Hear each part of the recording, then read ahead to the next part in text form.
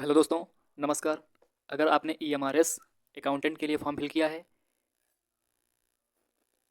तो उसका पेपर 2 जो है वो आज हम डिस्कस करेंगे कि पेपर 2 में तुम्हारा कौन सब्जेक्ट पूछा जाएगा, कौन कौन से टॉपिक पूछे जाएंगे।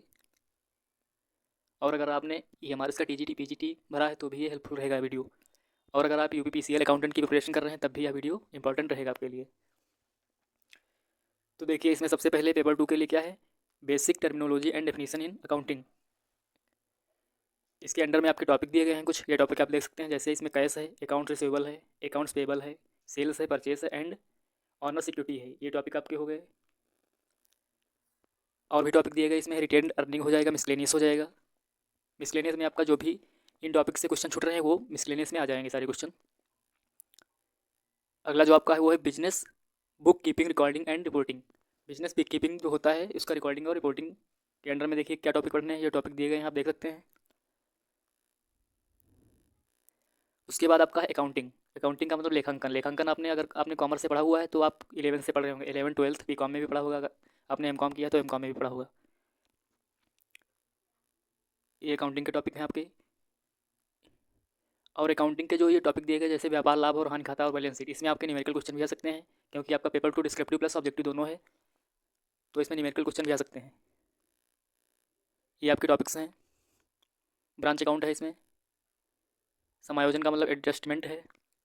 डिप्रिसिएशन है। बैलेंस शीट का प्रारूप एंड वर्गीकरण है, उसका क्लासिफिकेशन है, ये आपको पढ़ना है। दूसरा है डबल एंट्री सिस्टम, दोहरा लेखा प्रणाली। ये बहुत इंपॉर्टेंट क्वेश्चन आएगा इसमें से। फिर है बैंक समाधान विवरण है, लेखांकन के मूल सिद्धांत, अकाउंटिंग प्रिंसिपल। फिर है preparation of primary books of accounting, ये हो गया आपका टॉपिक। फिर है हायर परचेस सिस्टम और इंस्टॉलमेंट पेमेंट सिस्टम, ये आपने कक्षा 11 या 12 में पढ़ा होगा अगर आपने कॉमर्स से पढ़ा है तो। उसके बाद है इंसॉल्वेंसी अकाउंटेंट। फिर है क्लेम्स ऑफ इंश्योरेंस, बीमा का दावा, ये टॉपिक पढ़ना है आपको, ये बहुत इंपॉर्टेंट है। अगला है इवैल्यूएशन ऑफ इन्वेंट्री। उसके बाद है अकाउंटिंग स्टैंडर्ड। उसके बाद ऑडिटिंग में है, ये टॉपिक दिए गए हैं, जैसे पहला है ऑब्जेक्टिव ऑफ ऑडिटिंग, सेकंड है वाउचिंग एंड वेरिफिकेशन, थर्ड आपका rights duties and liabilities of auditors. इसमें मतलब आपको ऑडिटर के बारे में पढ़ना है, ऑडिटिंग में ऑडिटर और ऑडिटिंग के बारे में पढ़ना है सब। दूसरा आपका आ जाएगा इसमें आंतरिक लेखा परीक्षक और इंटरनल ऑडिट। आंतरिक लेखा परीक्षा और आंतरिक लेखा परीक्षक, इसमें दोनों पढ़ना है। अगला है knowledge of financial rules and regulations, ये टॉपिक पढ़ना है। इसके बाद में है general and controller with in the Indian constitution, ये टॉपिक पढ़ना है आपको, मतलब भारतीय संविधान के भीतर सामान्य और सामान्य नियंत्रक। उसके बाद आपको टैक्स में पढ़ना है, टैक्स में इनडायरेक्ट एंड डायरेक्ट टैक्स पढ़ना है, उसमें कराधान पढ़ना है आपको। प्रोविजन टैक्स एक्ट 1961, आयकर अधिनियम 1961। अगला है टीडीएस पढ़ना है। इसके बाद में आपका आता है important information technology. Information technology में मतलब आपको बैंकिंग के बारे में पढ़ना है और कंप्यूटर नॉलेज के बारे में पढ़ना है, जैसे ई बैंकिंग है, आरटीजीएस है, एनईएफटी है, बजट बनाने में कंप्यूटर का उपयोग, ये है। फिर उसके बाद है अदर क्वेश्चंस। अदर क्वेश्चंस में देखो, कॉस्ट एंड मैनेजमेंट अकाउंट पढ़ना है, प्रिंसिपल एंड प्रैक्टिस मैनेजमेंट, मतलब मैनेजमेंट अकाउंटिंग पढ़ना है इसमें। व्यापार, इसमें इकोनॉमिक्स आपको देखना है, बिजनेस लॉ, टैली का नॉलेज होना चाहिए आपको। टैली का आपको प्रैक्टिकल नॉलेज भी होना चाहिए और उसके क्वेश्चंस भी तुमको आने चाहिए। अगला है साझेदारी पार्टनरशिप।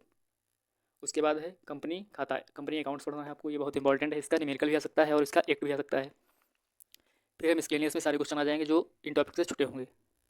अगला एक अलग से इसमें टॉपिक जुड़ा हुआ है जो आपका है जेम। जेम का मतलब होता है गवर्नमेंट ई मार्केट प्लेस। तो गवर्नमेंट ई मार्केट प्लेस में क्या पढ़ना है, उसकी लॉन्च तिथि पढ़ना है, अवलोकन, उत्पत्ति, ये सब पढ़ना है इसमें।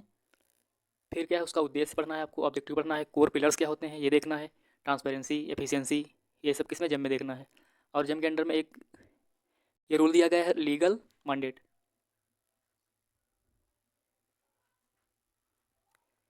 अगला है procurement modes of monetary limits, ये देखना है। ये जेम के पोर्टल भी, जेम का पोर्टल भी आपको आना चाहिए। रजिस्ट्रेशन प्रोसेस क्या होता है, परचेस एंड सेलर्स का, product and serving listing, catalogue management आना चाहिए आपको, पेमेंट सिस्टम आना चाहिए, पीएफएमएस, जीपीए,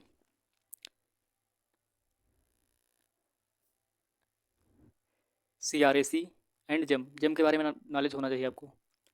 ये रहा आपका ईएमआरएस अकाउंटेंट का पेपर 2 का सिलेबस।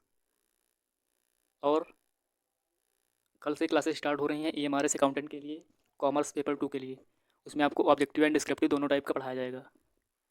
वीडियो अच्छी लगी हो तो लाइक करें, कमेंट करें, सब्सक्राइब करें। धन्यवाद।